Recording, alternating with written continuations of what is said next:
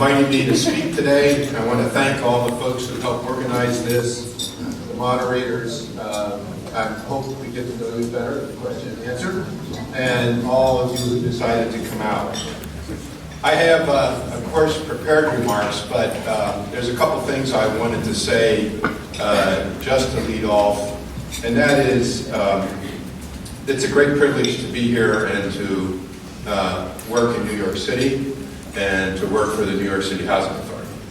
Even with all the difficulty that the Housing Authority has experienced and all the challenges that we have, this is something that, for me, I've been doing since 1973. It was the first time I worked for Housing Authority. I actually grew up in central Pennsylvania and worked for a small housing authority there, and then wound my way through a variety of housing authorities, time at HUD and other places, and finally in Minneapolis and then here. And what I want to talk to you about today is sort of how rare it is to be at a moment and a place that will define the future. And that's where NYCHA is. If you read about us in the press, generally and appropriately at times, the issues we have with the units and management are all well known. But then something has happened, kind of like one of those chemical reactions where you have a clear tank of water and you put a drop in and it changes color.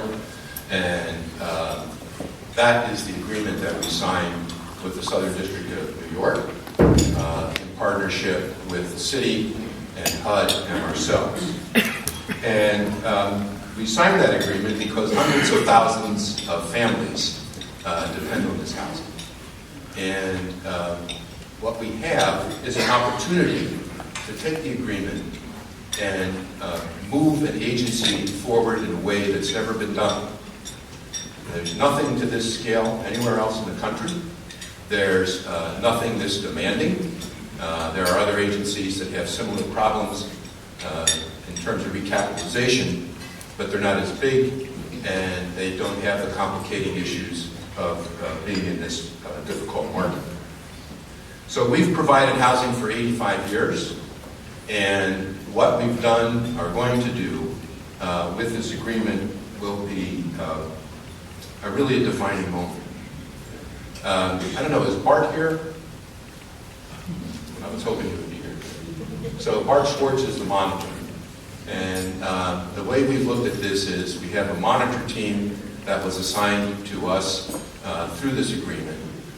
They work directly with our staff in partnership. They're working on an agreement that has many, many requirements. There's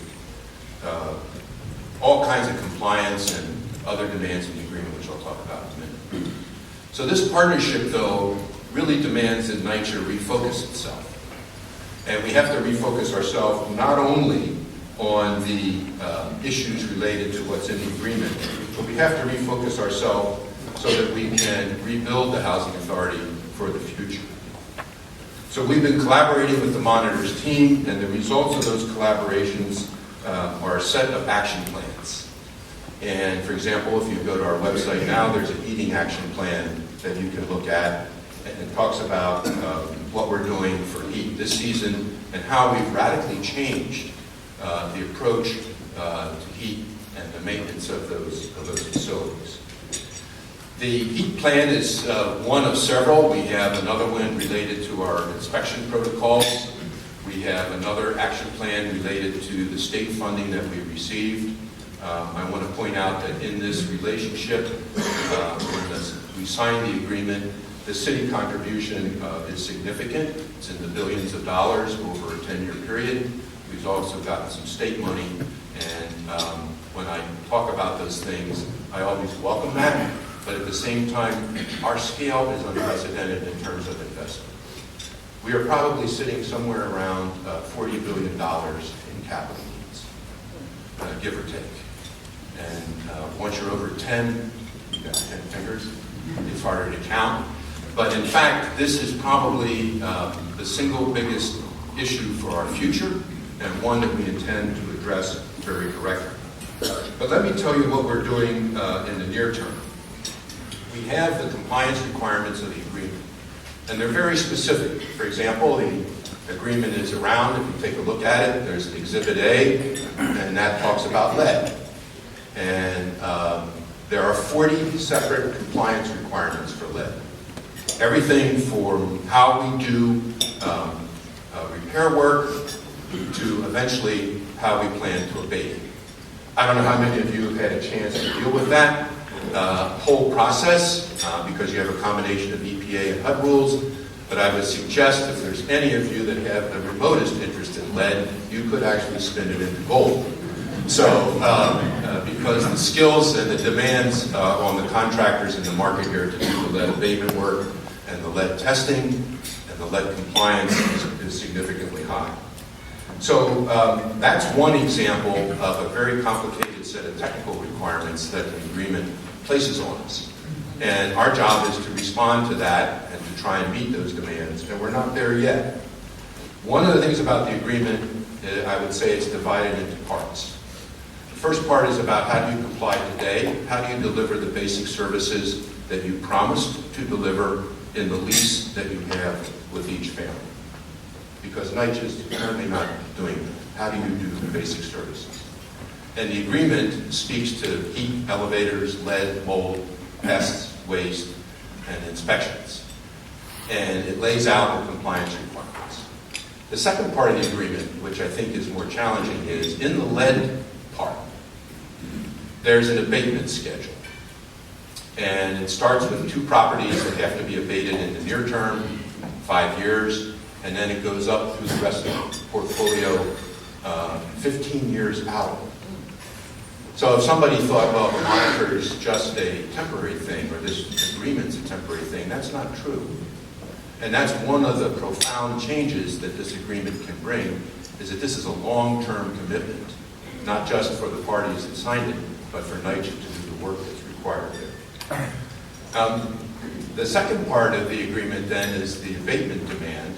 And in addition, there's demands to replace the elevators, upgrade the heating systems, so it starts to point in the direction of significant capital investment.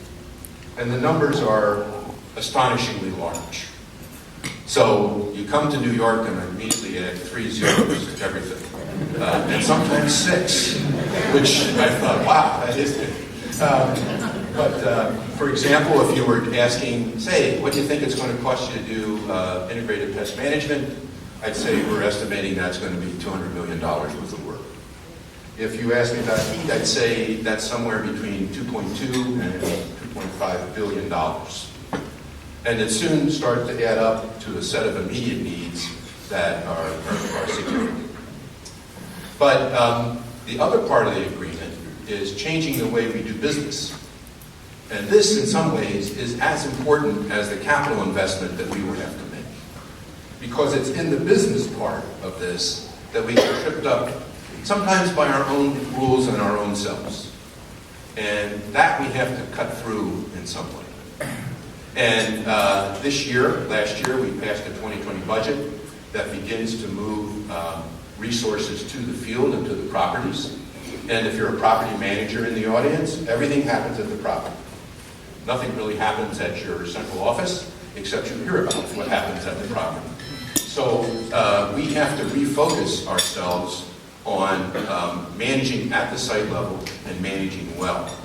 And the budget we passed in 2020 is a first step towards that because it begins to move and shift resources into the field. The second thing that's attached to that is kind of the third part of the monitorship, which is we've been evaluated by KPMG. There's a set of recommendations. And under the agreement, once that report was released, it was released in December, NYCHA and the monitor have 6 months to produce a comprehensive reorganization. Now, if you say public agency and comprehensive reorganization, most people are like, oh yeah, sure, that'll happen. And actually, in a way, it's kind of one of the things that is attractive about being here at this moment. This is not an option, and this is a mandate. And if we do not produce a reorganization plan that is satisfactory to the monitor, he and his team get to impose their own plan on NYCHA, or a variant of our plan. So this is a mandated change, and it's going to call out the things we don't do so well, the things we haven't been able to manage as well as we should. And it's going to call out how we use our resources, how our processes work, and all of that, including how everything from staff training to IT, I think is going to be touched by this. It could not be more significant for the organization. So if you say, well, we have to rebuild the properties, we are also rebuilding this institution. Because the mission and goals of this institution are also part of the reason that I'm here. I've been to many, many public housing authorities.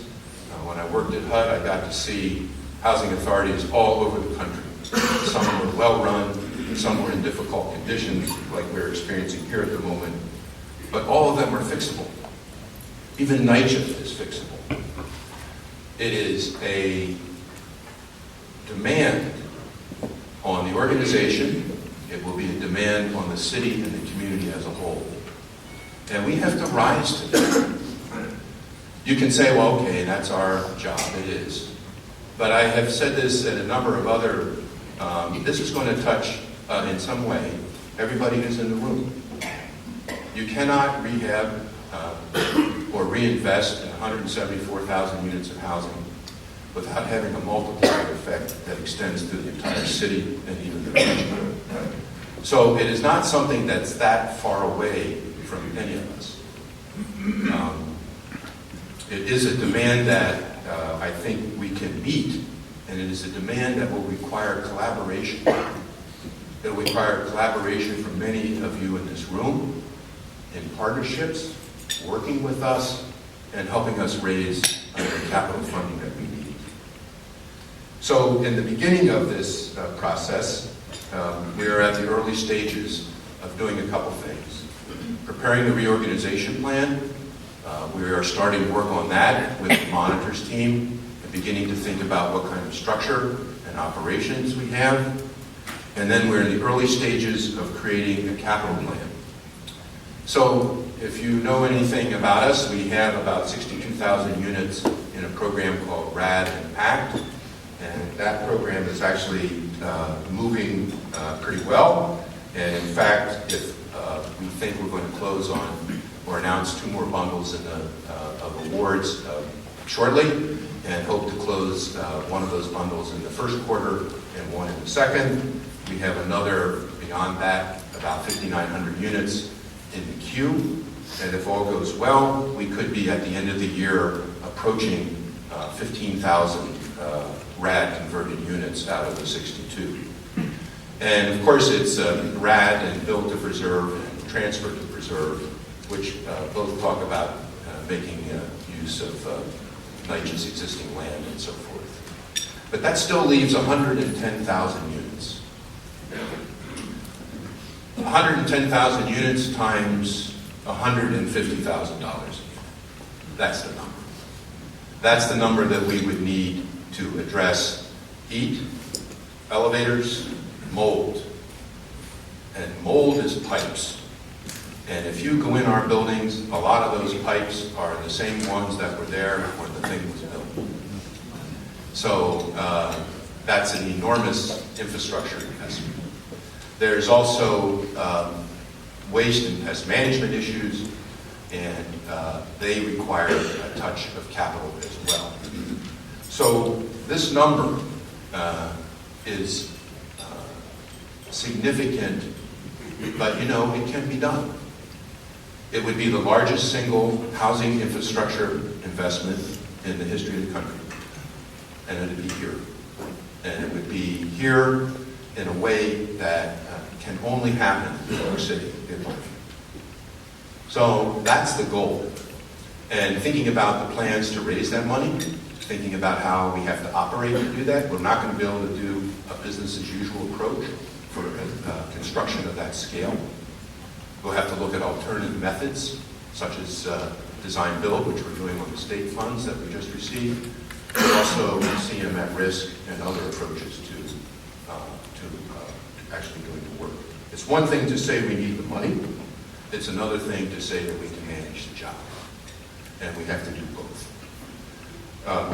While we're doing that, we'll be reorganizing. So if anyone thinks that there's not a lot of downtime in that scenario, and the reorganization will be directed towards putting decision-making and resources closer to the properties. NYCHA used to run that way, in fact, many, many years ago.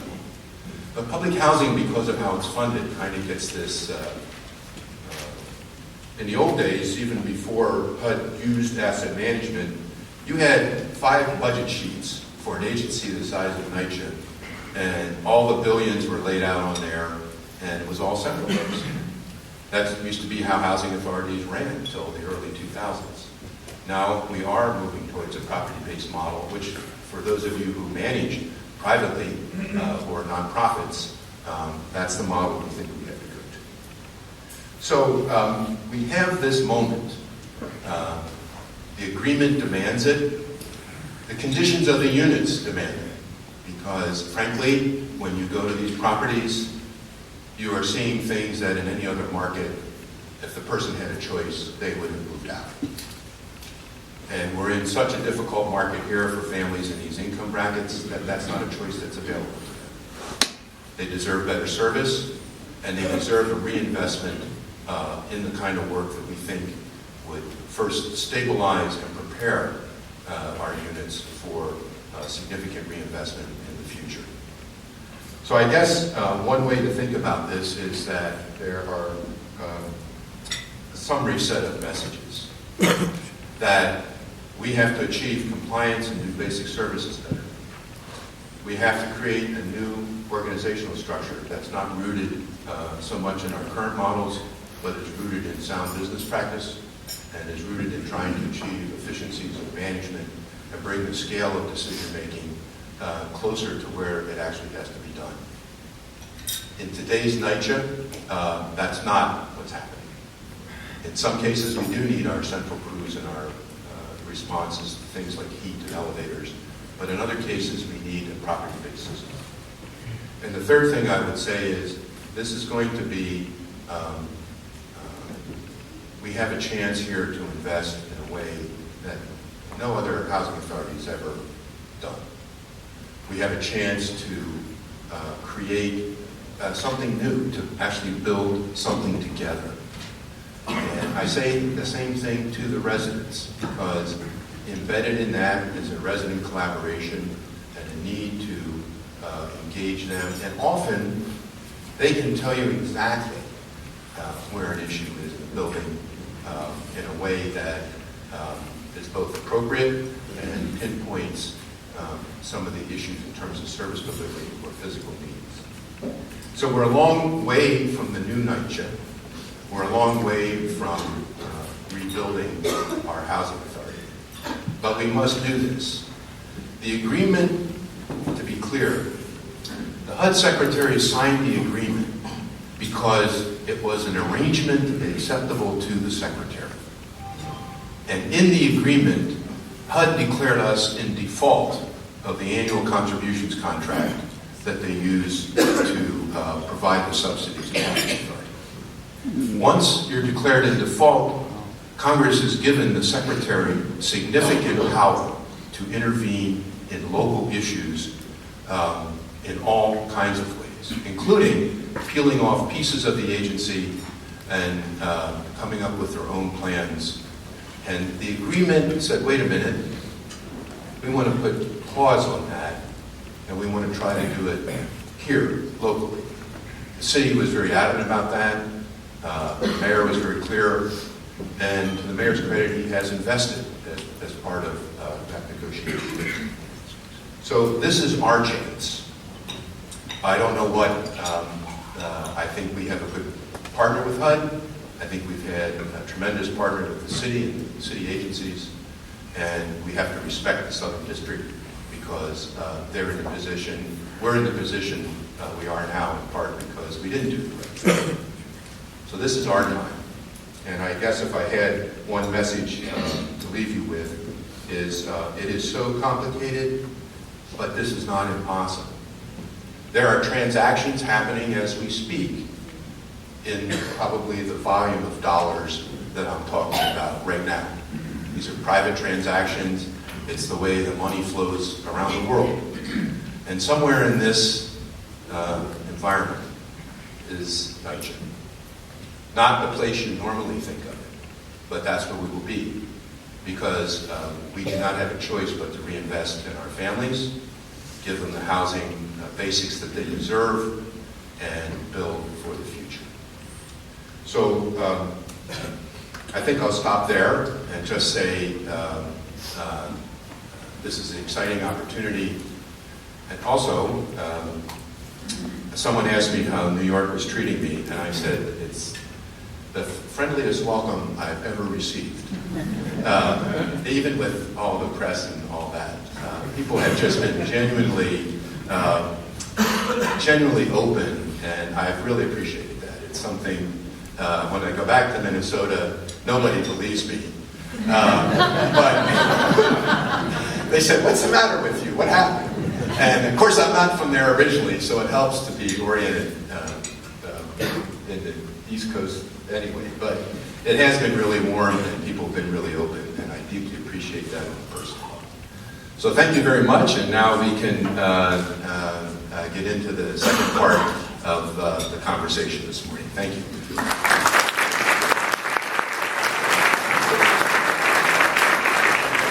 Thank you, Greg. Thank you for being here.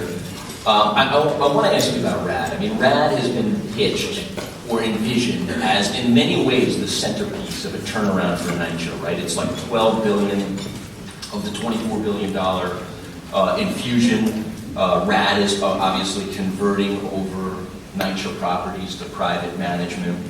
And it was interesting because the CBC, Citizens Budget Commission, they came out with an interesting report in September that highlighted that RAD in and of itself, right, you can convert it over and get Section 8 money and in essence sort of recapitalize these properties. But that, to fix a lot of these buildings and to do a lot of these RAD conversions that you envision, you need more money. It's not enough. So you need money like tenant protection vouchers, which the feds are cutting back.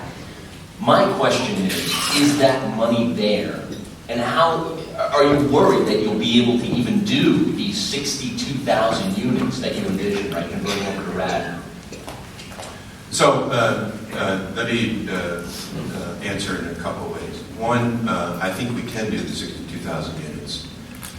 Late last year, HUD actually gave us what's called a portfolio reservation for those 62,000 units. RAD has a national unit cap of around 450,000 that can convert.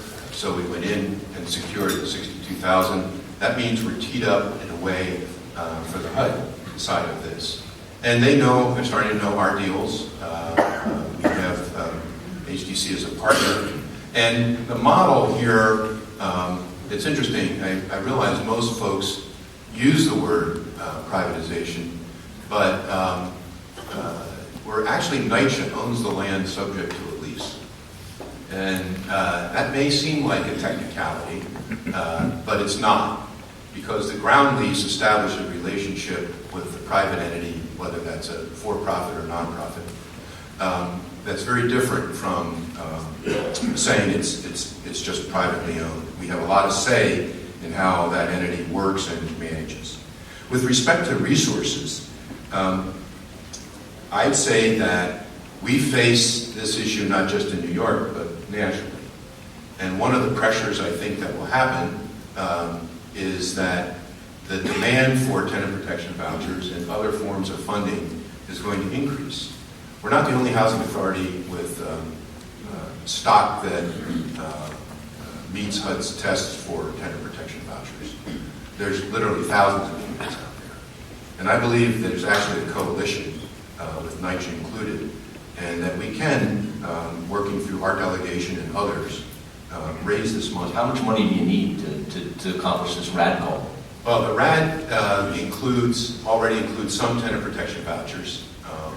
And I don't know if I could give you like the $1 billion number, but it's a lot. And but we think that we're going to be able to secure those.